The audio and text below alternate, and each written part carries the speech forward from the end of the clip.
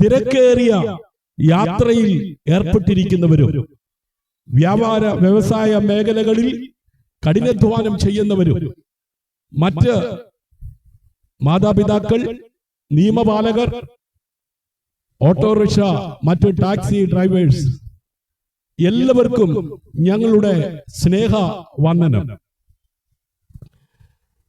അനുദിനം വർദ്ധിച്ചുകൊണ്ടിരിക്കുന്ന അക്രമസക്തമായ കൊലപാതകങ്ങളും ആക്സിഡന്റുകളും അതുപോലെ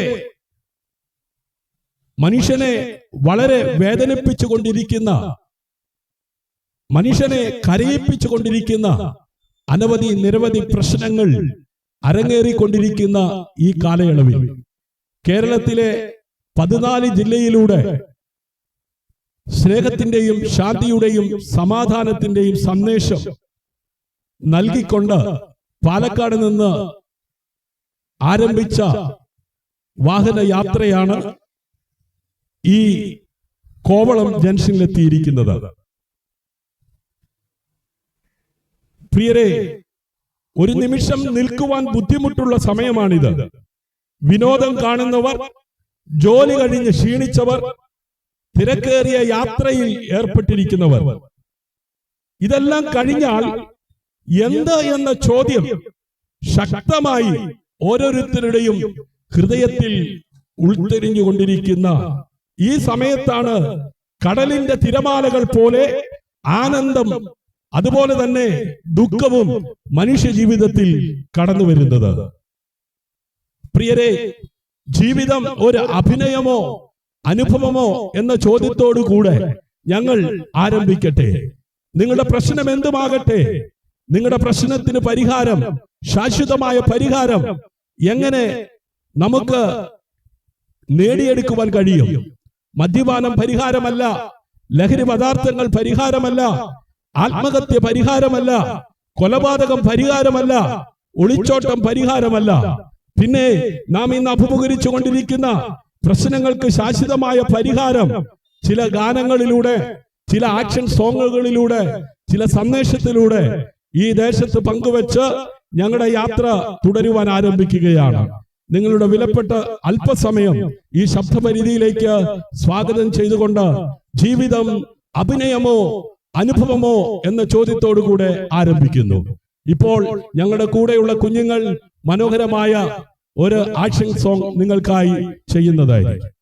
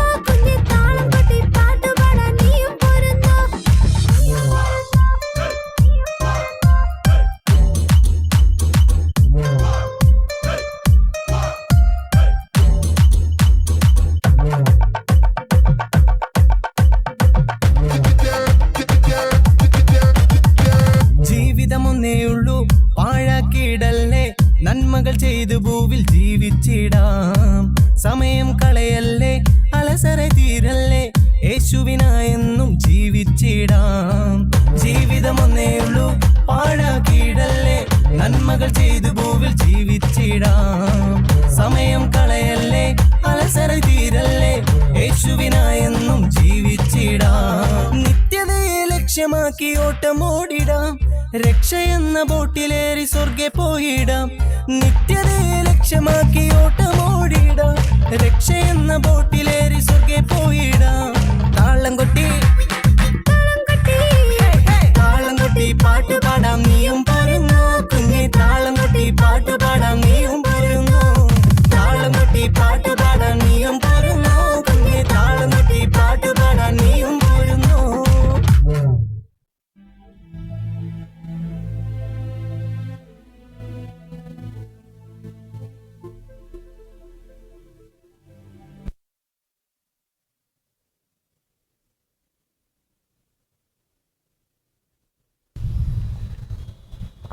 പ്രിയരെ, ഇന്ന് നമ്മൾ ഓരോരുത്തരും നിൽക്കുന്നത് കോവളം ജംഗ്ഷനിലാണല്ലോ. ഇവിടെ സമീപത്തായി പ്രകൃതി മനോഹരമായ കടലുണ്ട്. അനവധി നിരവധി യാത്രക്കാരുണ്ട്. അതുപോലെ വിനോദസഞ്ചാരികൾ ഉണ്ട്. സംഗീതമുണ്ട്. ലോകത്തിന്റെ ഭാഷകളുണ്ട്. പക്ഷേ ഒരു ചോദ്യം, മനുഷ്യന്റെ ഹൃദയത്തിന് സമാധാനമുണ്ടോ? കടൽ എത്ര സുന്ദരമായാലും അത് മനുഷ്യന്റെ ഉള്ളിലെ കൊടുങ്കാറ്റിനെ ശാന്തമാക്കുമോ? വിശുദ്ധ ബൈബിൾ ഇങ്ങനെ ലോകത്തോട് വിളിച്ചു പറയുന്നു, സമാധാനം ഞാൻ നിങ്ങൾക്ക് തന്നേച്ചു പോകുന്നു. ഈ ലോകം തരുന്നത് പോലെയല്ല. ഈ ലോകത്ത് ജനനമെന്ന 3 അക്ഷരത്തിലൂടെ കുടുകുടാ ചിരിപ്പിച്ചുകൊണ്ട് പിറന്നു വീഴുന്ന എല്ലാ മനുഷ്യനും മരണമെന്ന 3 അക്ഷരത്തിലൂടെ എല്ലാവരെയും കരയിപ്പിച്ചുകൊണ്ട് കടന്നു പോകേണ്ടവരാണെന്നുള്ള യാഥാർത്ഥ്യം നമുക്കെല്ലാവർക്കും അറിയാം. ജീവിതത്തിനൊരു അർത്ഥമുണ്ട്, ജീവിതത്തിനൊരു ലക്ഷ്യമുണ്ട്. എന്നാൽ അർത്ഥമില്ലാതെ ലക്ഷ്യമില്ലാതെ എങ്ങോട്ടോ എന്ന നിലയിൽ ഓടിക്കൊണ്ടിരിക്കുന്ന മനുഷ്യൻ ആ മരണമെന്ന യാഥാർത്ഥ്യത്തിലൂടെ ഇവിടെ നിന്ന് മൺമറഞ്ഞുകൊണ്ടിരിക്കുകയാ. മരണം നിശ്ചയമാ, സമയം നിശ്ചയമല്ല. സ്നേഹിത, ഓടുന്ന വാഹനം കത്തുന്നു, ആക്സിഡന്റിൽ തകരുന്നു. എത്രയോ വ്യക്തിത്വങ്ങളാണ് ഒരു ദിവസം ആക്സിഡന്റിലൂടെ തകർന്നുകൊണ്ടിരിക്കുന്നത്.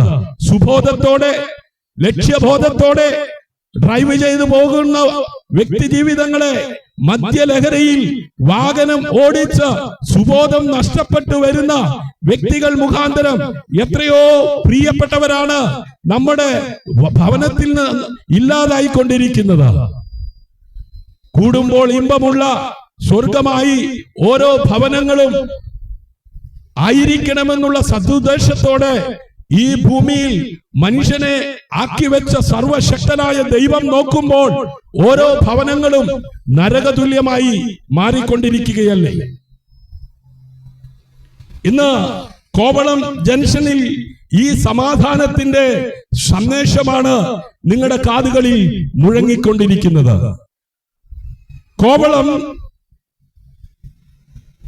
സൗന്ദര്യമുള്ള ഒരു ഭൂപ്രദേശമാണെങ്കിലും പ്രിയരെ, കോവളം ലോക പ്രശസ്തമായിരിക്കുന്നുവെങ്കിലും എന്തുകൊണ്ടാണ് കോവളം ലോക പ്രശസ്തമാകുവാൻ ഇടയായി തീർന്നത്? വിദേശികളും സ്വദേശികളും ഒരുപോലെ വന്ന് അതേ ഇറങ്ങുന്ന പ്രകൃതി സൗന്ദര്യം ആസ്വദിക്കുന്ന ഒരു മനോഹരമായ ഇടമല്ലേ കോവളം. സന്ധ്യാസമയങ്ങളിൽ ഇലക്ട്രിസിറ്റി മേഖലകളിൽ നിന്നും ലഭിക്കുന്ന ആ ഊർജം നമ്മുടെ ഭൂപ്രകൃതിയെ അതേ വെളിച്ചമുള്ളതാക്കി മാറ്റുന്നു. അതേ 5 സ്റ്റാർ ഹോട്ടലുകൾ നമ്മുടെ നാടിന് അതേ വളരെ മനോഹരമാക്കുന്നു. അതുപോലെ ആഘോഷങ്ങൾ നമ്മുടെ നാടിനെ സന്തോഷത്തിലേക്ക് നയിക്കുന്നു. പക്ഷേ ഇവിടെയും കാണുന്നത് യുവാക്കളുടെ അശാന്തിയല്ലേ, ലഹരിയുടെ പിടി. അതെ, അവരെ ബന്ധനങ്ങളാക്കി, ബന്ധങ്ങളുടെ തകർച്ച, ജീവിതത്തിന്റെ അർത്ഥം നഷ്ടപ്പെടുത്തുകയല്ലേ. ലോകം പറയുന്നു ആസ്വദിക്കൂ, ജീവിക്കൂ. ഹൃദയം ചോദിക്കുന്നു ഇതെല്ലാം കഴിഞ്ഞാൽ എന്താണ് ജീവിതത്തിൽ ശേഷിക്കുന്നത്? കടലിന്റെ തിരമാലകൾ പോലെ ആനന്ദം വരുന്നു പോകുന്നു. വ്യർത്ഥതകളുടെ വ്യർത്ഥത, സകലവും വ്യർത്ഥത. പ്രിയരെ, ഇങ്ങനെയുള്ള കാലഘട്ടത്തിൽ മനുഷ്യന്റെ കണ്ടുപിടുത്തങ്ങൾക്കോ മനുഷ്യന്റെ പരിശ്രമങ്ങൾക്കോ മനുഷ്യന്റെ നേട്ടങ്ങൾക്കോ നമ്മുടെ നാടിന് വികസനം കൊണ്ടുവരുവാൻ അതേ സാധിച്ചുവെന്ന് അഭിമാനിക്കുമ്പോഴും അതേ മാതാപിതാക്കൾ ഇന്ന് തലമുറയുടെ കുത്തഴിഞ്ഞ ജീവിതം മുഖാന്തരം കണ്ണുനീരും ദുഃഖത്തിലും നിരാശയിലും 4 ഭിത്തിക്കകത്ത് ആരോട് പറയണം, എന്തിനു പറയണം എന്നുള്ള ചിന്തയും പേറി കഴിയുകയല്ലേ. ഈ ആഘോഷങ്ങൾ എന്നൊക്കെ പറയുമ്പോ നമ്മുടെ ജീവിതത്തിൽ ഒത്തിരി സന്തോഷമാണ്. നമ്മളൊക്കെ ബർത്ത്ഡേ ആഘോഷിക്കുന്നവരാ അല്ലേ? ഈ കഴിഞ്ഞ മാസം ലോകത്തിന്റെ നാനാഭാഗങ്ങളിൽ ശ്രീ യേശുനാഥന്റെ ബർത്ത്ഡേ ആഘോഷിച്ചു അല്ലേ? വീടുകളൊക്കെ മനോഹരമായി വിളക്കുകൾ കൊണ്ടും സ്റ്റാറുകൾ കൊണ്ടും അലങ്കരിച്ചു. ദേവാലയങ്ങളുടെ മുറ്റങ്ങളിലൊക്കെ ഒരുപാട് കളറിലുള്ള സ്റ്റാറുകളൊക്കെ തൂങ്ങി. ഇതൊക്കെ ആണ്ടിലാണ്ടില് നമ്മൾ കാണുന്നതാ. പക്ഷേ ആണ്ടിൽ കാശ് മുടക്കി ആഘോഷം തകർക്കുമ്പോഴും അതേ ഭവനത്തിനകത്ത് ആ സന്തോഷം നിലനിൽക്കുന്നുണ്ടോ? ആ സമാധാനം നിലനിൽക്കുന്നുണ്ടോ? പ്രിയരെ, യേശുവിന്റെ ജനനം കേവലം ആണ്ടിൽ ആഘോഷിച്ച് പര്യവസാനിപ്പിക്കുവാനായിരുന്നില്ല. ഇന്ത്യ എന്ന മഹത്തായ രാജ്യത്തിൽ ഗാന്ധിജി എന്ന് പറയുന്ന മനുഷ്യൻ അദ്ദേഹം ജനിച്ച നാട്ടിൽ ഒതുങ്ങാതെ, അദ്ദേഹത്തിന്റെ വീട്ടിൽ മാത്രം സ്വാതന്ത്ര്യം നേടിയെടുക്കാതെ, അദ്ദേഹത്തിന്റെ മാതൃരാജ്യമായ ഇന്ത്യ സ്വതന്ത്രമാകണമെന്നുള്ള ചിന്താഗതിയോടുകൂടെ അദ്ദേഹത്തിന്റെ ജീവിതം അതേ നാടിനു വേണ്ടി സമർപ്പിക്കപ്പെട്ടതിന്റെ ഫലമല്ലേ ഇന്ന് നമുക്ക് നമ്മുടെ ഇന്ത്യ സ്വതന്ത്ര ഇന്ത്യയായി അതേ ആണ്ടുകൾ തോറും ആഘോഷിക്കുവാൻ ഇടയായി തീരുന്നത്? ആഘോഷിക്കുക മാത്രമാണോ? ആ അടിമത്തത്തിൽ കിടന്ന ഇന്ത്യ സ്വതന്ത്ര ഇന്ത്യയായി മാറിയത് കൊണ്ടല്ലേ ഇന്ന് മാറുമറച്ച് നമുക്ക് നമ്മുടെ കേരളത്തിലൂടെ നടക്കുവാൻ, നമുക്ക് വിൽക്കുവാനും വാങ്ങുവാനും നമ്മുടേതാകുന്ന ഇഷ്ടങ്ങൾ പോലെ ജീവിക്കുവാനും ഇടയായി തീർന്നത്? ശ്രീനാരായണ ഗുരുജി ഒരിക്കൽ ഇങ്ങനെ പറഞ്ഞില്ലേ, മതം ഏതായാലും മനുഷ്യൻ നന്നായാൽ മതി. ഒരു മതം, ഒരു ജാതി, ഒരു മനുഷ്യൻ. ആ നല്ല ചിന്ത ഈ ഭൂപ്രകൃതിയിൽ സമ്മാനിച്ച ആ നല്ല മനുഷ്യന്റെ ഓർമ്മകൾ നമുക്ക് നിലനിൽക്കുന്നുണ്ടെങ്കിലും അദ്ദേഹം അന്ത്യവിശ്രമം കൊള്ളുന്നത് സമാധിയിലല്ലേ? അപ്പോ എക്കാലത്തും നല്ലവർ നാടിന് നല്ല കാര്യങ്ങൾ നൽകി തരുന്നത് നല്ലതല്ലേ? അങ്ങനെ നാടിന്റെ നന്മയ്ക്ക് വേണ്ടി ജീവൻ മുഴുവൻ സമർപ്പിക്കപ്പെട്ട് ഓടിയവരെ കൊന്നുകളഞ്ഞ ലോകമല്ലേ നാം ആയിരിക്കുന്ന ലോകം? ഗാന്ധിജി സ്വയം മരിച്ചതായിരുന്നില്ലല്ലോ, ഗാന്ധിജിയെ കൊന്നതല്ലേ? ഇന്നും നാടിന്റെ നന്മയ്ക്ക് വേണ്ടി മദ്യത്തിനും മയക്കുമരുന്നിനും ദുശീലങ്ങൾക്കും അടിമപ്പെട്ട് കഴിയുന്ന അതേ തലമുറയെ നേരായ പാതയിലേക്ക് തിരിച്ചു കൊണ്ടുവരുവാൻ ആർക്കാണ് കഴിയുക? നമുക്ക് മുന്നമേ ഈ ഭൂമിയിലായിരുന്ന നമ്മുടെ പൂർവികർ ചോദിച്ച ഒരു ചോദ്യമുണ്ട്. തമസോമ ജ്യോതിർഗമയ അസതോമ സദ്ഗമയ മൃത്യോമ അമൃതം ഗമയ. ഇരുൾ വാഴുന്ന ലോകത്തിൽ സാക്ഷാൽ വെളിച്ചമായ ദൈവമേ അങ്ങ് എവിടെയാണ്? അസത്യം നിറഞ്ഞ ലോകത്തിൽ സാക്ഷാൽ സത്യവാനായ ദൈവമേ അങ്ങ് എവിടെയാണ്? മരണം വാഴുന്ന ലോകത്തിൽ സാക്ഷാൽ ജീവനായ ദൈവമേ അങ്ങ് എവിടെയാണ്? അങ്ങയ്ക്ക് മാത്രമേ ഇന്ന് ഞങ്ങൾ അഭിമുഖീകരിക്കുന്ന ഈ പ്രശ്നത്തിൽ നിന്ന് ഞങ്ങളെ വിടുവിക്കുവാൻ കഴിയത്തുള്ളൂ. അങ്ങയ്ക്ക് മാത്രമേ ഞങ്ങൾക്ക് സമാധാനത്തോടെ ജീവിക്കുവാൻ ഞങ്ങളെ സഹായിക്കുവാൻ കഴിയത്തുള്ളൂ. പ്രിയരെ, ഈശ്വരനിലേക്ക് മനുഷ്യൻ തിരിയേണ്ടത് അത്യാവശ്യമായിരിക്കുന്നുവെന്ന് കാലം തെളിയിച്ചു കൊണ്ടിരിക്കുകയാണ്. വെട്ടിപ്പിടിക്കണമെന്നുള്ള വ്യഗ്രതയിൽ ഓടിക്കൊണ്ടിരിക്കുന്ന തലമുറകൾക്ക് കാണപ്പെടുന്ന ദൈവങ്ങളായ അപ്പനും അമ്മയും ഒരു വിഷയമല്ല. ലാളിച്ച് വളർത്തി വലുതാക്കിയ മക്കൾ അതേ പിറന്നാള് ആഘോഷിക്കണമെന്ന് പറയുമ്പോ കടം വാങ്ങിയിട്ടാണെങ്കിലും കേക്ക് വാങ്ങിച്ച് പായസം ഉണ്ടാക്കി അതേ അവരാവശ്യപ്പെടുന്ന വസ്ത്രങ്ങളും വാങ്ങി അതേ ആഘോഷിക്കുവാൻ മാതാപിതാക്കൾ തയ്യാറാകുന്നു. ഈ അടുത്ത ദിവസം ഒരു ബർത്ത്ഡേ ദിവസം അതെ ഒരു മകൻ പിതാവിനോട് ആവശ്യപ്പെട്ടു വാഹനം. അദ്ദേഹം വിലപിടിപ്പുള്ള ഒരു ബൈക്ക് വാങ്ങിച്ചു കൊടുത്തു. മകൻ പറഞ്ഞു അത് പോരാ, ഇന്നത്തെ കാലത്ത് ആഡംബര കാറ്, വില കൂടിയ കാറ് വാങ്ങിച്ചു തരണമെന്ന് ആവശ്യപ്പെട്ടപ്പോൾ പിതാവിന് പരിമിതിയിൽ നിന്നുകൊണ്ട് ആ പിതാവ് പറഞ്ഞു, മോനെ എനിക്കത് സാധ്യമല്ല എന്ന് പറഞ്ഞ ആ പിതാവും ആ മകനും വാക്ക് തർക്കത്തിലായി. ഒടുവിൽ ആ പിതാവ് ആ കൃത്യം ചെയ്യേണ്ടി വന്നില്ലേ?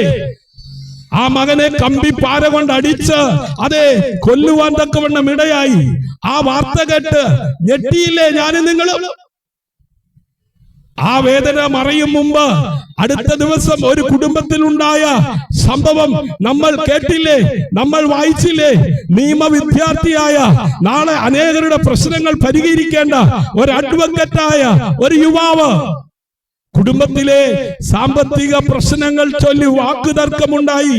ഒടുവിൽ അതേ നൊന്തു പ്രസവിച്ച മാതാവിനെയും ലാളിച്ച് വളർത്തി വലുതാക്കിയ പിതാവിനെയും അറവശാലയിൽ കത്തിമുനയിൽ അതേ മൃഗത്തെ അറക്കുന്നത് പോലെ സ്വന്തം പിതാവിനെയും മാതാവിനെയും വെട്ടി വീഴ്ത്തിയില്ലേ?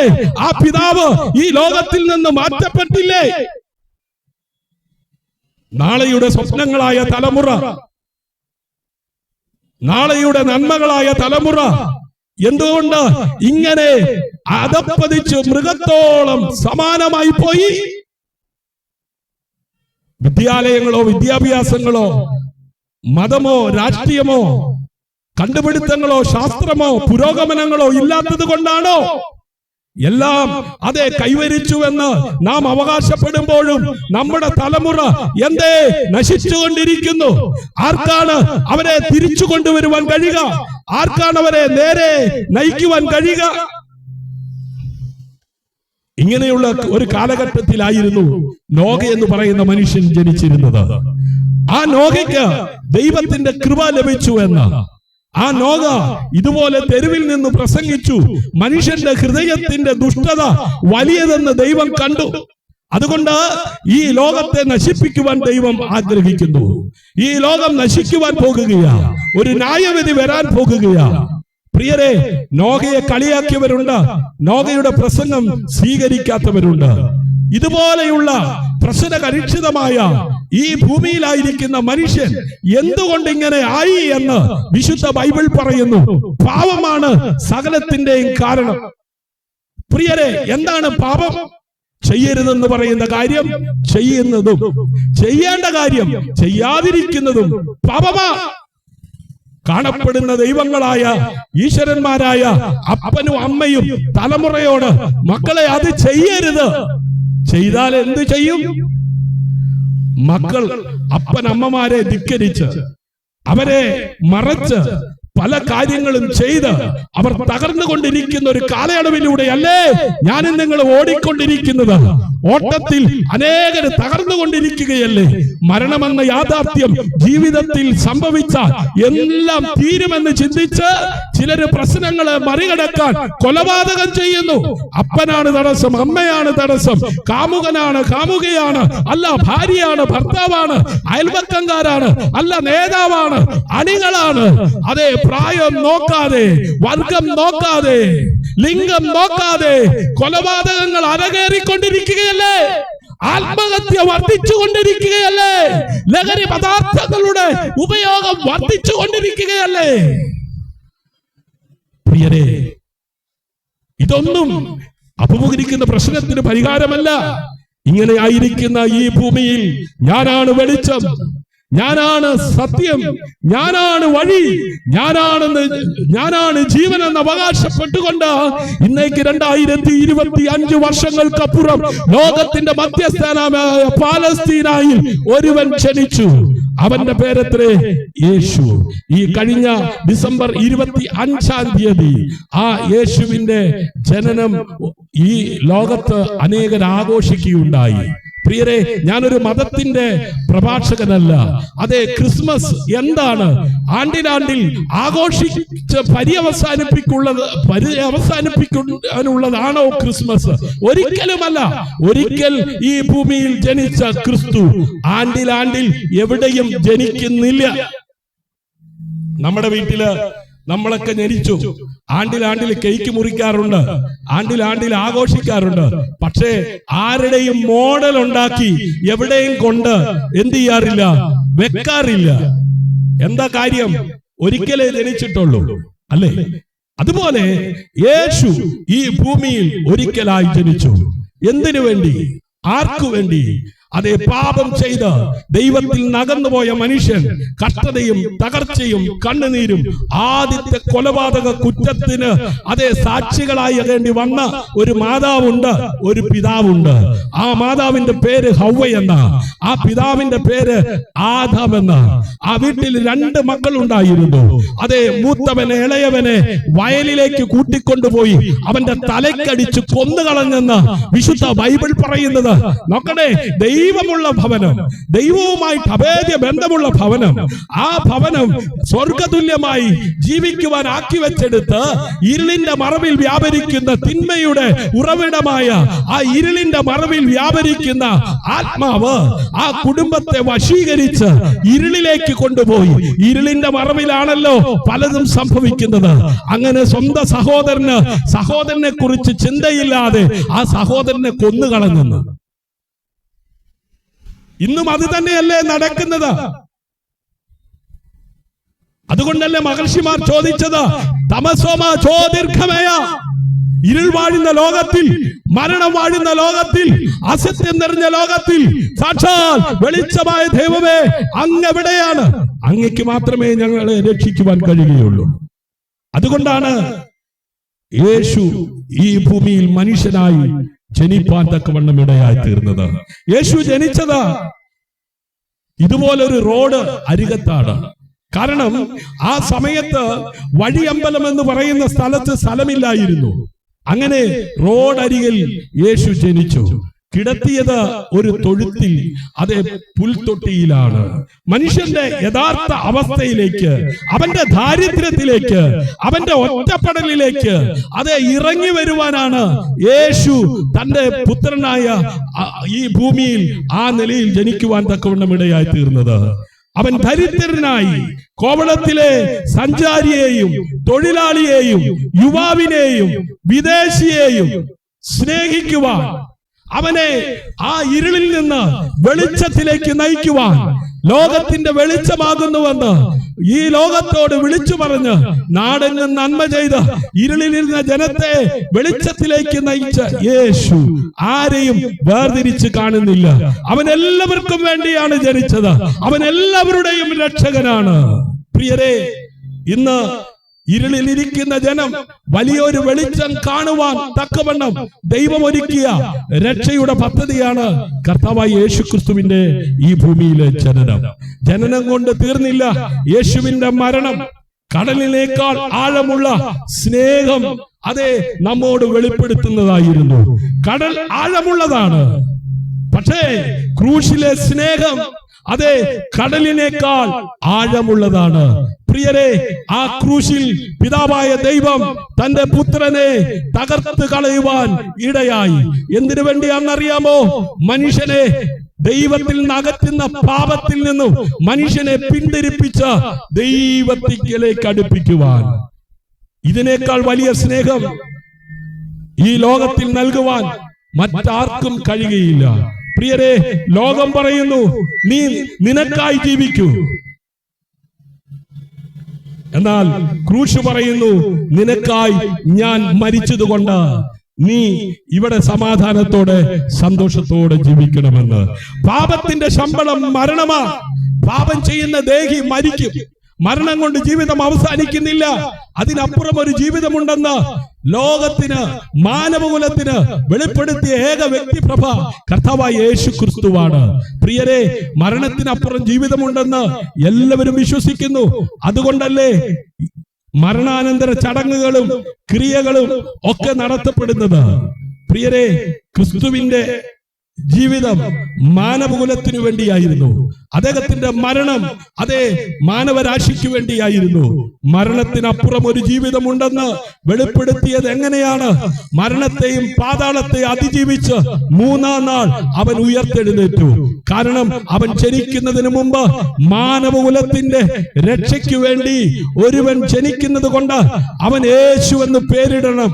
ജനിക്കുന്നതിന് മുമ്പ് എങ്ങനെ ജനിക്കണമെന്നും എങ്ങനെ ജീവിക്കണമെന്നും എങ്ങനെ മരിക്കണമെന്നും മരണത്തിനപ്പുറം യേശുവിന്റെ ജീവിതത്തിൽ എന്ത് സംഭവിക്കുമെന്നും നൂറ്റാണ്ടുകൾക്ക് മുമ്പ് പ്രവാചകന്മാരിലൂടെ എഴുതി വച്ചതുപോലെ ജീവിച്ച് പ്രസംഗിച്ച് നാടെങ്ങും നന്മ ചെയ്ത് മരിച്ച മൂന്നാം നാൾ ഉയർത്തെഴുന്നേറ്റ് സ്വർഗത്തിലേക്ക് പോകുമ്പോ തന്നെ അനുഗമിച്ച ശിഷ്യന്മാരോട് പറഞ്ഞു, ഗലീല പുരുഷന്മാരെ, നിങ്ങൾ ആകാശത്തേക്ക് നോക്കി നിൽക്കുന്നതെന്ത്? നിങ്ങളെ വിട്ട് സ്വർഗാരോഹണം ചെയ്യുന്ന യേശു പോയതുപോലെ വീണ്ടും മടങ്ങി വരും. അപ്പൊ യേശുവിന്റെ ജനനം ഈ ഭൂമിയിലായിരിക്കുന്ന മനുഷ്യൻ ബന്ധിക്കപ്പെട്ട് കിടക്കുന്ന മേഖലയ്ക്കകത്ത് നിന്ന് വിടുതലായിരുന്നു. യേശുവിന്റെ മരണം പാപികളായിരിക്കുന്ന മനുഷ്യന്, ശാപത്തിൽ കഴിയുന്ന മനുഷ്യന്, രോഗത്തിൽ കഴിയുന്ന മനുഷ്യന് വിടുതലും സൗഖ്യവും ഉദ്ധാരണവുമായിരുന്നു. അങ്ങനെ മാനവകുലത്തിന്റെ രക്ഷയ്ക്ക് ഈ ഭൂമിയിൽ പിറന്ന യേശുവിനെ അറിയാതെ പോകരുത്. സത്യം നിങ്ങൾ അറിയുകയും സത്യം നിങ്ങളെ സ്വതന്ത്രരാക്കുകയും ചെയ്യും. പ്രിയരെ, മരണം കൊണ്ട് യേശു തീർന്നുവെന്ന് ഒരു കൂട്ടം ആളുകൾ ചിന്തിച്ചു. എന്നാൽ മറുഭാഗത്ത് യേശു സാധാരണ മനുഷ്യനല്ല. അവൻ പറഞ്ഞതുപോലെ മരണത്തിനപ്പുറത്തേക്ക് ഉയർത്തെഴുന്നേൽക്കുമെന്ന് ചിന്തിച്ച റോമൻ പടയാളികൾ കല്ലറയുടെ മുമ്പിൽ വലിയൊരു കല്ലുരുട്ടി വെച്ചു. ഇമ്പീരിയൽ മുദ്ര കുത്തി പടയാളികളെ കാവൽ നിർത്തി. എന്നാൽ പടയാളികൾ വിറയ്ക്കത്തക്ക വിധത്തിൽ ഇമ്പീരിയൽ മുദ്രയെ തകർത്തുകൊണ്ട് ആ കല്ലറയെ ഭേദിച്ചുകൊണ്ട് തിരുവെഴുത്ത് രേഖപ്പെടുത്തിയിരിക്കുന്നത് പോലെ മൂന്നാം നാൾ യേശു ഉയർത്തെഴുന്നേറ്റു. പ്രിയരെ,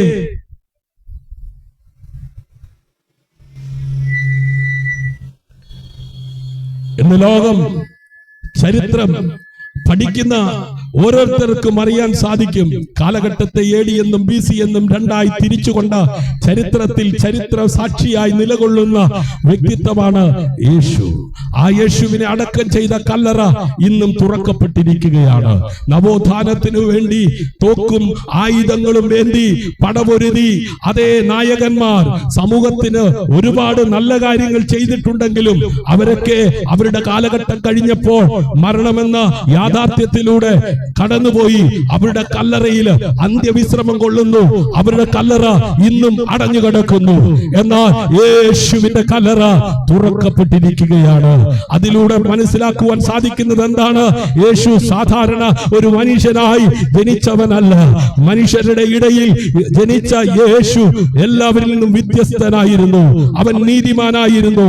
അവൻ പാപം ചെയ്യാത്തവനായിരുന്നു. അവൻ മനുഷ്യന്റെ നവോത്ഥാനത്തിന് വേണ്ടി മാത്രമല്ല, മനുഷ്യന്റെ നിത്യ ജീവന് വേണ്ടി തന്നെ ക്രൂശിൽ യാഗമാക്കുവാൻ സമർപ്പിക്കപ്പെട്ടവനായിരുന്നു. അങ്ങനെ യേശുവിന്റെ ജനനം കൊണ്ടും യേശുവിന്റെ ജീവിതം കൊണ്ടും യേശുവിന്റെ മരണം കൊണ്ടും മാനവകുലത്തിന് സമാധാനവും സന്തോഷവും ഈ ലോകത്തിൽ നേടിയെടുക്കുവാൻ കഴിയും. ഈ ലോക ജീവിതത്തിനപ്പുറം ഒരു ജീവിതമുണ്ട്. അവിടേക്ക് പോകുവാനുള്ള വഴിയാണ് യേശു. ക്രിസ്തു ഈ ഭൂമിയിലായിരുന്നപ്പോൾ തന്നെ അനുഗമിച്ച ശിഷ്യന്മാരോട് പറഞ്ഞു, ഞാൻ പോയി നിങ്ങൾക്ക് ഭവനമൊരുക്കി വീണ്ടും മടങ്ങി വരും. ഞാൻ ഇരിക്കുന്നിടത്ത് നിങ്ങളെയും കൊണ്ട് ഇരുത്തുവാൻ. ഇതെപ്പോൾ സംഭവിക്കുമെന്ന് ശിഷ്യന്മാർ ചോദിച്ചപ്പോൾ യേശു പറഞ്ഞു, ഇതൊക്കെയും സംഭവിക്കുമ്പോൾ ഇതിന്റെ ആരംഭമാണ്. ഏതൊക്കെ? ഇന്ന് കാണുന്ന യുദ്ധങ്ങൾ, യുദ്ധസ്തുതികൾ, ക്ഷാമങ്ങൾ, ഭൂകമ്പങ്ങൾ വർദ്ധിച്ചു വരുമ്പോൾ നിങ്ങൾ മനസ്സിലാക്കിക്കൊള്ളണം, എന്റെ മടങ്ങി വരവ് അടുത്തു. മാത്രമല്ല മനുഷ്യർ സ്വസ്നേഹികളും വമ്പു പറയുന്നവരും ഇഷ്ടക്കാരും ദേഷ്യക്കാരും മാതാപിതാക്കളെ അനുസരിക്കാത്തവരും വാത്സല്യമില്ലാത്തവരും ഒക്കെ ആകുമ്പോൾ നിങ്ങൾ മനസ്സിലാക്കിക്കൊള്ളണം, ഇതാ ലോകത്തിന്റെ അവസാനം വന്നിരിക്കുന്നു. പ്രിയരെ, ഈ ലോകം അവസാനിക്കുവാൻ പോകുകയാണ്. എല്ലാത്തിന്റെയും അവസാനം വന്നിരിക്കുകയാണ്. ഇതെപ്പോൾ സംഭവിക്കുമെന്ന് ചോദിച്ചപ്പോൾ യേശു പറഞ്ഞു, ഇതൊക്കെ സംഭവിക്കുമ്പോൾ ഇന്ന് സംഭവിക്കുന്നതൊന്ന് വിലയിരുത്തി നോക്കിക്കേ. മാതാപിതാക്കളെ സ്നേഹിക്കുവാൻ തലമുറകൾക്ക് കഴിയുന്നില്ല. ഭാര്യ ഭർത്താക്കന്മാർ ഒരുമിച്ച് ജീവിച്ചു ഒരു പരിധി കഴിയുമ്പോൾ അവർ ഡിവേഴ്സ് ആകുകയാണ്, അല്ലെങ്കിൽ കൊലപാതകം ചെയ്ത് ഒതുങ്ങുകയാണ്, അല്ലെങ്കിൽ ആത്മഹത്യ ചെയ്ത് ഒതുങ്ങുകയാണ്. ലൈംഗിക അരാജകത്വങ്ങൾ വർദ്ധിച്ചുകൊണ്ടിരിക്കുകയല്ലേ? അടുത്ത ദിവസം നമ്മൾ വായിച്ചില്ലേ, അതേ ഭാര്യയും മകളും വീട്ടിലില്ലാതിരുന്നപ്പോൾ അതേ തന്റെ ഇഷ്ടാനിഷ്ടങ്ങൾക്ക് വേണ്ടി ലൈംഗിക തൊഴിലാളിയായ ഒരു സ്ത്രീയെ ഇരുളിന്റെ മറവിൽ വീട്ടിൽ കൊണ്ടുപോയി. അതേ തന്റെ ഇഷ്ടാനിഷ്ടങ്ങൾ കഴിഞ്ഞ് ചോദിച്ച കാശ് കൊടുക്കുവാൻ കഴിയാതെ വന്നപ്പോൾ ഇരുളിന്റെ മറവിൽ കൊന്നു തള്ളിയ ചരിത്രം നമ്മുടെ നാട്ടിനില്ലേ? എന്തിന്? കഴിഞ്ഞ ദിവസം പാലക്കാട് ജില്ലയിൽ 6 വയസ്സുള്ള ഒരു കുഞ്ഞ് ജ്യേഷ്ഠനുമായി പിണങ്ങി പിന്നെ ചില മണിക്കൂറുകൾ കഴിഞ്ഞപ്പോൾ അടുത്ത കുളത്തിൽ ആ കുഞ്ഞിന്റെ മൃതദേഹം പൊങ്ങിക്കിടക്കുന്നത് കണ്ടില്ലേ? ചതിയും വഞ്ചനയും പകയും വൈരാഗ്യവും വിദ്വേഷവും ഉള്ള അതേ മനുഷ്യനായി ഇരുകാലിൽ നടക്കുന്ന മൃഗങ്ങളെ പോലെ അധപ്പതിച്ചിരിക്കുന്ന ഈ ലോകത്ത് എവിടെയാണ് സമാധാനം? എവിടെയാണ് സന്തോഷം? മദ്യത്തിനോ മയക്കുമരുന്നിനോ ദുശീലങ്ങൾക്കോ നേടി തരുവാൻ കഴിയുമോ സന്തോഷം? പ്രിയരെ, ക്രിസ്തുവിന്റെ ദാനം നിത്യജീവൻ. കോവളത്തിലെ ഓരോ പകൽ ജീവിതത്തിനിടയിലും രാത്രി ജീവിതത്തിനിടയിലും ദൈവം അതേ നിങ്ങളെ വിളിക്കുന്നു. നിന്റെ ആത്മാവ് എനിക്ക് വിലപ്പെട്ടതാണ്. തകർന്ന ജീവിതങ്ങൾക്ക് പുതിയ പ്രഭാതം നൽകി തരുവാൻ, സന്തോഷത്തിന്റെയും സമാധാനത്തിന്റെയും ദിനങ്ങൾ നൽകി തരുവാൻ, അതേ കല്ലറയ്ക്കകത്ത് ഒതുങ്ങി തീരാതെ കണ്ട് അവിടെ നിന്ന് 3-ാം ദിവസം അവൻ ഉയർത്തെഴുന്നേറ്റു. അതേ ഉയർപ്പ് പറയുന്നു, മാറ്റം സാധ്യമാണ്. ലഹരിയിൽ നിന്ന് മോചനം, പാപത്തിൽ നിന്ന് വിടുതൽ, തകർന്ന ജീവിതത്തിൽ പുതുജീവൻ. കടൽ തീരത്ത് പുതിയ പ്രഭാതം ഉണ്ടാകുന്നത് പോലെ ക്രിസ്തുവിൽ പുതിയ തുടക്കമുണ്ടാകും. യേശു ക്രിസ്തു വീണ്ടും അതേ മടങ്ങി വരുവാൻ പോകുകയാണ്. വീണ്ടും അതെ, ഞാൻ ആവർത്തിക്കട്ടെ, തീരത്ത് മുഴങ്ങുന്ന മുന്നറിയിപ്പ്. കടൽ ചിലപ്പോൾ ശാന്തം, ചിലപ്പോൾ കൊടുങ്കാറ്റ്. കർത്താവിന്റെ ദിവസം കള്ളനെ പോലെ വരുമെന്നാണ് വിശുദ്ധ ബൈബിൾ പറയുന്നത്. യേശു വീണ്ടും വരും. ഇനി യേശു വരുന്നത് ക്രൂശിൽ യാഗമാകുവാനല്ല. ഇനി യേശു വരുന്നത് പാപികളെ രക്ഷിക്കുവാനല്ല. ഇനി യേശു വരുന്നത് അതെ തന്റെ സഭയെ ചേർക്കുവാനാണ്. അതെ, ന്യായം വിധിക്കുവാനാണ്. അതെ, തന്നിൽ വിശ്വസിക്കുന്ന, തന്നെ അനുഗമിക്കുന്നവരെ നിത്യജീവിതത്തിലേക്ക് കൈപിടിച്ചു കൊണ്ടുപോകുവാനാണ്. പ്രിയരെ, ഇത് നിങ്ങളെ ഭയപ്പെടുത്തുവാൻ വേണ്ടി പറയുന്ന കാര്യമല്ല. ഇന്ന് ഒരവസരമാണ്. നാളെ നമുക്ക് നമ്മുടെ ജീവിതത്തിൽ ഒരു ഉറപ്പുമില്ല, ഒരു ഗ്യാരണ്ടിയുമില്ല. കാരണം അതേ സൈലന്റ് അറ്റാക്ക് വന്നുകൊണ്ടിരിക്കുന്ന കാലയളവല്ലേ? ഓടിക്കൊണ്ടിരിക്കുന്ന വാഹനം കത്തുന്ന കാലയളവല്ലേ? പെട്രോൾ ഒഴിച്ച് കത്തിക്കുന്ന കാലമല്ലേ? അല്ലേ? മൃഗത്തെ അറവുശാലയിൽ അറക്കുന്നത് പോലെ മനുഷ്യൻ മാറിക്കഴിഞ്ഞില്ലേ? ആർക്കും ഒരു ഗ്യാരണ്ടിയുമില്ല. അതുകൊണ്ട് ഇപ്പോൾ ഈ ജീവനോടെ നാം ഇരിക്കുന്ന സമയത്ത് തന്നെ ചിന്തിക്ക്, മരണത്തിനപ്പുറം ഞാൻ എവിടെയായിരിക്കും? ജീവിതം മരണം കൊണ്ട് അവസാനിക്കുന്നില്ല, 6 അടി മണ്ണ് കൊണ്ട് അവസാനിക്കുന്നില്ല. ഇതിനപ്പുറത്ത് ഒരു സ്വർഗമുണ്ട്, ഒരു നരകമുണ്ട്. ചിലർ പറയും ഇവിടെ തന്നെയാ നരകവും ഇവിടെ തന്നെയാ സ്വർഗവുമെന്ന്. പ്രിയമുള്ളവരെ, ഒരു കുഞ്ഞ് ഒരമ്മയുടെ ഉദരത്തിൽ കിടക്കുമ്പോ ഇതാണ് ലോകമെന്ന് ആ കുഞ്ഞു പറഞ്ഞാൽ ശരിയാകുമോ? ഒരിക്കലുമില്ല. ആ കുഞ്ഞിന്റെ അറിവിന്റെ പരിമിതിയിൽ നിന്നുകൊണ്ട് ആ കുഞ്ഞു പറയുന്നത് അമ്മയുടെ ഉദരമാണ് ലോകമെന്ന്. ഒരിക്കലുമല്ല. ആ കുഞ്ഞു കാണാത്ത ഒരു ലോകത്തിലേക്ക് ആ കുഞ്ഞ് പിറന്നു വീഴുവാൻ പോകുന്നു എന്ന അറിവുള്ള മാതാവ് അതിനുവേണ്ടി തയ്യാറാകുന്നു.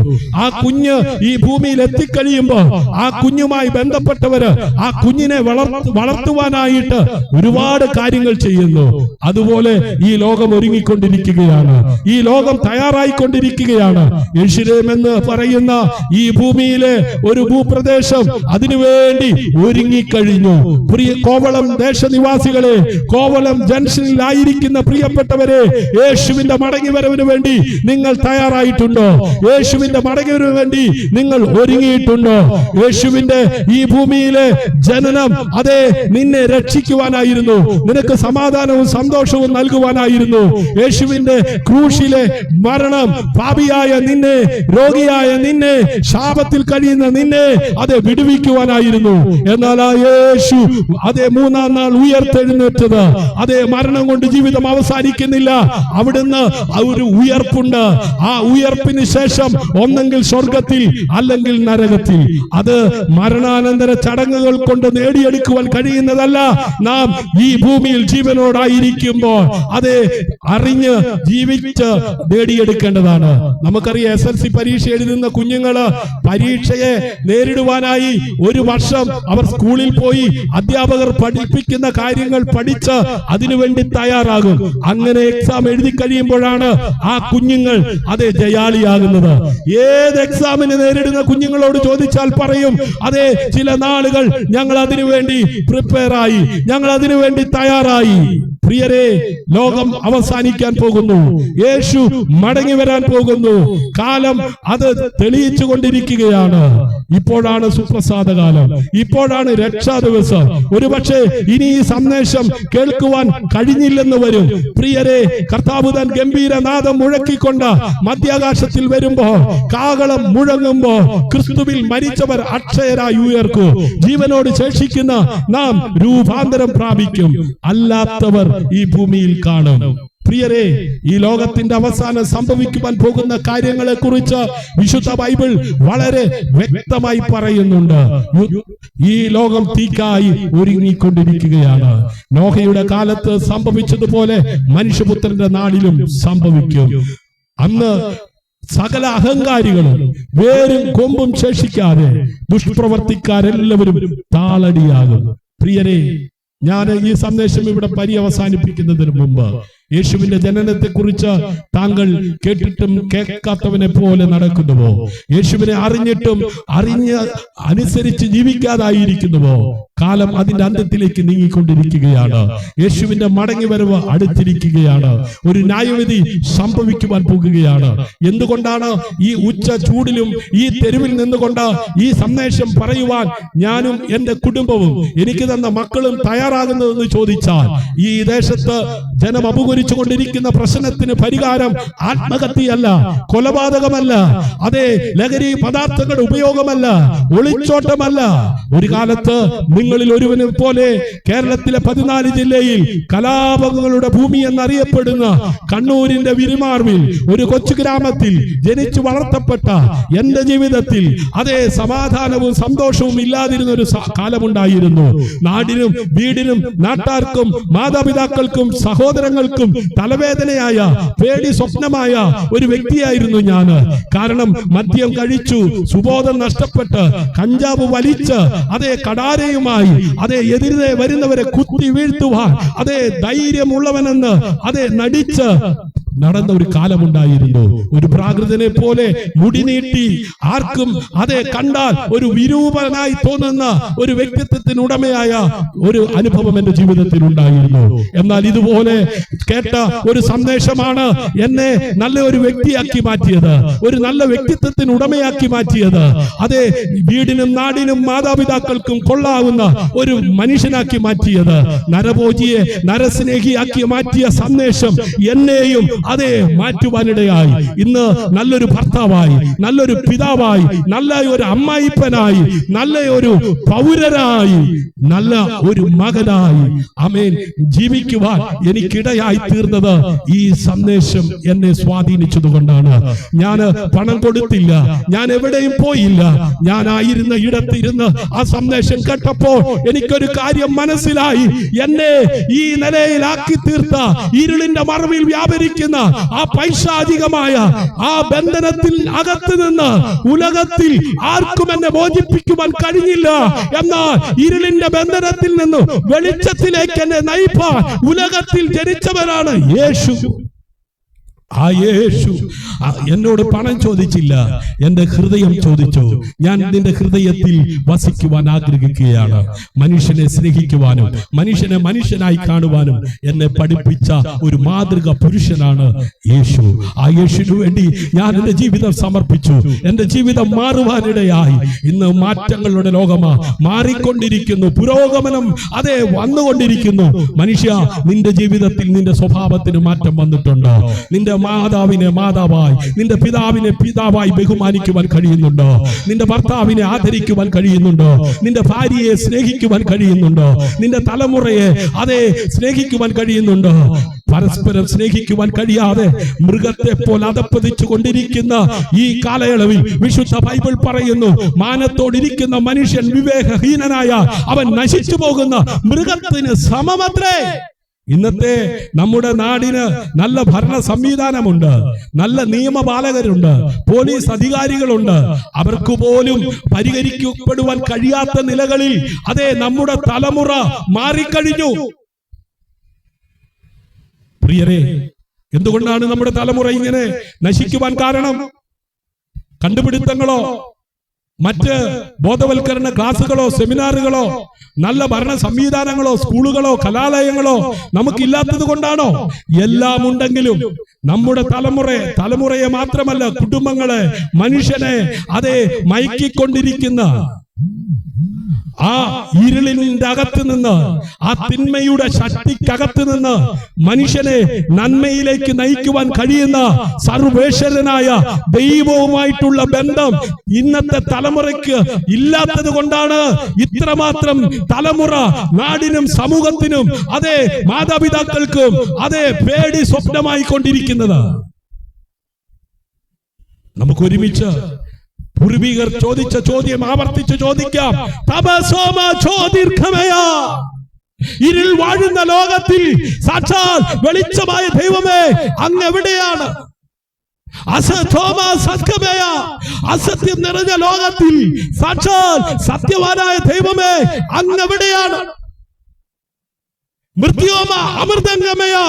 മരണം വാഴുന്ന ലോകത്തിൽ സാക്ഷാൽ ജീവനായ ദൈവമേ അങ്ങ് എവിടെയാണ്? മനുഷ്യൻ ദൈവത്തിങ്കിലേക്ക് തിരിയണം. ഈശ്വര ചിന്തയോടും ഈശ്വര ഭക്തിയോടും ജീവിക്കുവാൻ തയ്യാറാകണം. കാണപ്പെടുന്ന ദൈവങ്ങളായ മാതാപിതാക്കളെ അംഗീകരിക്കുവാനോ അനുസരിക്കുവാനോ ബഹുമാനിക്കുവാനോ കഴിയാത്ത തലമുറയ്ക്ക് എങ്ങനെ അദൃശ്യനായ ദൈവത്തെ പ്രസാദിപ്പിക്കുവാൻ കഴിയും? അദൃശ്യനായ ദൈവത്തെ സ്നേഹിക്കുവാൻ കഴിയും? അതുകൊണ്ടല്ലേ കപടഭക്തിക്കാരെ കൊണ്ട് ലോകം നിറഞ്ഞിരിക്കുന്നു എന്ന് പറയുന്നത്. എവിടെ നോക്കിയാലും ഈശ്വര ഭക്തിയോടെ നടക്കുന്നവരെ കാണാം, ജീവിക്കുന്നവരെ കാണാം. എത്രമാത്രം ആത്മാർത്ഥതയോടെയാണ് കപടഭക്തിക്കാരെ കൊണ്ട്, കപട വിശ്വാസികളെ കൊണ്ട് ലോകം നിറഞ്ഞിരിക്കുമ്പോ അയ്യോ രക്ഷിക്കണമേ, ഭക്തന്മാരില്ലാതായിരിക്കുന്നു, വിശ്വസ്തന്മാർ മനുഷ്യപുത്രന്മാരിൽ കുറഞ്ഞിരിക്കുന്നു. ഭാര്യ ഭർത്താക്കന്മാരുടെ ഇടയിൽ വിശ്വസ്തതയുണ്ടോ? അപ്പൻ അമ്മമാരുടെ ഇടയിൽ വിശ്വസ്തതയുണ്ടോ? നേതാക്കന്മാരുടെ ഇടയിൽ വിശ്വസ്തതയുണ്ടോ? അണികളുടെ ഇടയിൽ വിശ്വസ്തതയുണ്ടോ? അയ്യോ രക്ഷിക്കണമേ, ഭക്തന്മാരില്ലാതെയായി, വിശ്വസ്തന്മാർ മനുഷ്യപുത്രന്മാരിൽ കുറഞ്ഞിരിക്കുന്നു. ഈ കാലഘട്ടങ്ങളിൽ വിശ്വസ്തയോടെ ജീവിച്ച് ദൈവം നൽകുന്ന ആയുസ് നാളെയുടെ നന്മയ്ക്കായി ജീവിച്ച് കൂടുമ്പോൾ ഇമ്പമുള്ള സ്വർഗമായ ഭവനമായി നമ്മുടെ വീടുകൾ മാറുവാൻ യേശു നിങ്ങളെ വിളിക്കുകയാണ്. ആരെങ്കിലും ശബ്ദം കേട്ട് വാതിൽ തുറന്നാൽ അവൻ നിങ്ങളുടെ കൂടെ വന്ന് ഈ ലോകം നൽകാത്ത സമാധാനവും സന്തോഷവും നൽകി. ഇവിടം കൊണ്ട് ജീവിതം അവസാനിക്കുന്നില്ല, ഇതിനപ്പുറത്ത് ഒരു ജീവിതമുണ്ട്. അവിടേക്ക് പോകുവാൻ ആഗ്രഹിക്കുന്നവർ ഇരിക്കുന്ന ഇരിപ്പിലിരുന്നു കൊണ്ട് യേശുവേ, ഞാനൊരു പാപിയാണ്, പാപിയായ എന്നെ രക്ഷിപ്പാനാണ്, എന്നെ സ്നേഹിപ്പാനാണ് അങ്ങ് ഈ ലോകത്തിൽ വന്നതെന്ന് ഞാൻ വിശ്വസിക്കുന്നു. പ്രിയരെ, രണ്ട് വ്യക്തിത്വങ്ങളെ കുറിച്ച് നമുക്ക് കാണുവാൻ കഴിയുന്നു. ഒന്ന് ലാസർ, ഒന്ന് ധനവാൻ. ധനവാൻ ഈ ലോകത്തിൽ ധനാത്മ മർത്യനായി ജീവിച്ചു.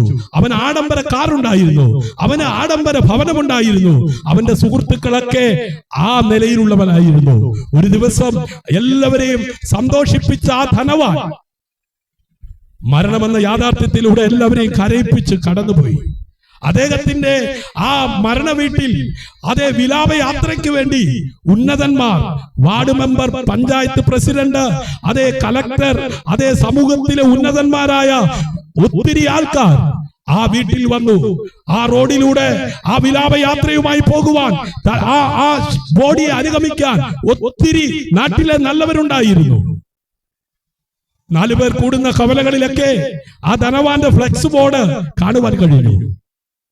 എന്നാൽ ചില ദിവസങ്ങൾ കഴിഞ്ഞ് അദ്ദേഹത്തിന്റെ ഓർമ്മ മാത്രം ശേഷിച്ചു. 6 അടി മണ്ണിനകത്ത് മനോഹരമായ ആ കല്ലറയ്ക്കകത്ത് പുഴു ആ ധനവാനെ അരിച്ചു തുടങ്ങി. അദ്ദേഹം നേടിയെടുത്തതൊന്നും അദ്ദേഹം കൊണ്ടുപോയില്ല. അദ്ദേഹത്തിന്റെ സുഹൃത്തുക്കളും അദ്ദേഹത്തിന്റെ വീട്ടുകാരുമൊക്കെ അദ്ദേഹത്തെ ഓർമ്മയിൽ മാത്രം ഒതുക്കി. പ്രിയരെ, ലാസർ എന്ന് പറയുന്ന മനുഷ്യൻ മരിച്ചു. ആ നാട്ടിൽ ആരും അറിഞ്ഞില്ല. പഞ്ചായത്ത് പ്രസിഡന്റ് വന്നില്ല, വാർഡ് മെമ്പർ വന്നില്ല, കലക്ടർ വന്നില്ല, സമൂഹത്തിലെ ഉന്നതന്മാർ ആരും വന്നില്ല. അദ്ദേഹത്തിന്റെ ആ ശവമഞ്ചത്തെ അനുഗമിക്കുവാൻ, റോഡിലൂടെ വിലാപയാത്രയുമായി പോകുവാൻ ആരും ഉണ്ടായിരുന്നില്ല. അദ്ദേഹവും ആ മരണമെന്ന യാഥാർത്ഥ്യത്തിന് കീഴടങ്ങി. അദ്ദേഹത്തിന്റെ കല്ലറയിൽ അദ്ദേഹവും അടക്കം ചെയ്തു. അദ്ദേഹത്തിന്റെ ആ ശരീരവും പുഴു അരിച്ചു തുടങ്ങി.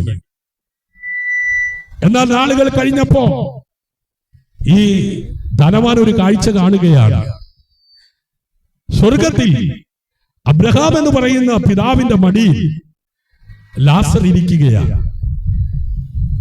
ധനവാൻ ഒരു വിളി വിളിച്ചു, അബ്രഹാം പിതാവേ, ആ ലാസറിനെ എന്റെ അരികിലേക്കൊന്ന് അയക്കണമേ. ഈ ഉച്ച സമയത്ത് ഈ കോവളം അതേ ജംഗ്ഷനിൽ നേരിടുന്ന ചൂടിനേക്കാൾ അസഹനീയമായ ചൂട് അനുഭവിക്കുന്ന അവസ്ഥയിലായിരുന്നു കൊണ്ട് ആ ധനവാൻ നിലവിളിച്ചു, ഇവിടെ ഭയങ്കര ചൂടാ, ഇവിടെ അല്പം വെള്ളം കൊണ്ട് തരുവാൻ ആ ലാസറിനെ.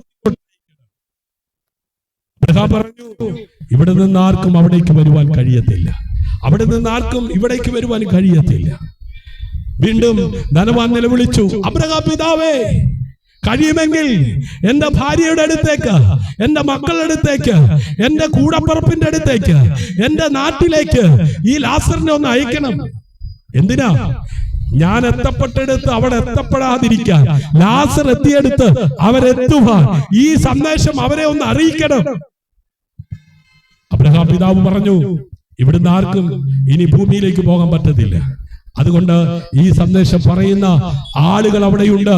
ആ സന്ദേശം കേട്ട് അവർ മാനസാന്തരപ്പെട്ടാൽ നിശ്ചയമായും ലാസർ ഇരിക്കുന്നിടത്ത് അവരും എത്തും. കാലം തികഞ്ഞു, ദൈവരാജ്യം സമീപിച്ചിരിക്കുകയാൽ എല്ലാവരും മാനസാന്തരപ്പെട്ട് സുവിശേഷത്തിൽ വിശ്വസിപ്പീൻ.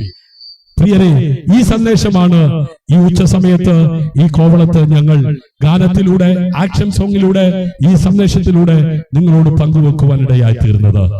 ആരാണ് നിങ്ങൾക്ക് ഈ അധികാരം തന്നത്?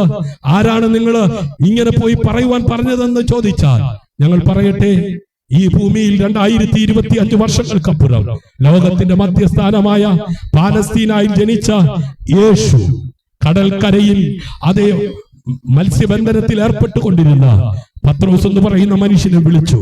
അദ്ദേഹം യേശുവിനെ അനുഗമിച്ചു. ആ യേശുവിനെ അനുഗമിച്ച് ആ പത്രോസിന്റെ കൂടെ ആയിരുന്നവർ നോക്കി നിൽക്കെ മരണത്തിനപ്പുറം ഉയർത്തെഴുന്നേറ്റ് സ്വർഗത്തിലേക്ക് പോകുന്ന ആ യേശു അവരോട് ഇങ്ങനെ പറഞ്ഞു, നിങ്ങൾ ഭൂലോകത്തൊക്കെയും പോയി സകല സൃഷ്ടികളോടും സുവിശേഷം പ്രസംഗിക്കണം. യേശുവിന്റെ അന്ത്യകൽപ്പനയായിരുന്നു, നിങ്ങൾ ഈ സന്ദേശം നിങ്ങളിൽ ഒതുക്കാതെ ലോകത്തൊക്കെയും പോയി പ്രസംഗിക്കണം. എന്തിനാ പ്രസംഗിക്കുന്നതെന്നറിയാമോ? ഇത് മതത്തിന്റെ പ്രഭാഷണമല്ല, ഇതിന് മനുഷ്യനെ നന്മയിലേക്ക് തിരിക്കുന്ന, മനുഷ്യന് സമാധാനവും സന്തോഷവും ഉണ്ടാക്കുന്ന സന്ദേശമാണ്. ഈ സന്ദേശം ഇവിടെ വിരാമം കുറിച്ചുകൊണ്ട് ഈ നാട്ടിലെ നല്ലവരായ എല്ലാ ശ്രോതാക്കൾക്കും ക്രിസ്തുയേശുവിലുള്ള നന്ദിയും വന്ദനവും ഒരിക്കൽ കൂടെ അറിയിച്ചുകൊണ്ട് അടുത്ത ഗ്രാമത്തിലേക്ക്, അടുത്ത ദേശത്തിലേക്ക് ഞങ്ങൾ കടന്നു പോകുന്നു. ദൈവം എല്ലാവരെയും ധാരാളമായി അനുഗ്രഹിക്കട്ടെ. God bless you.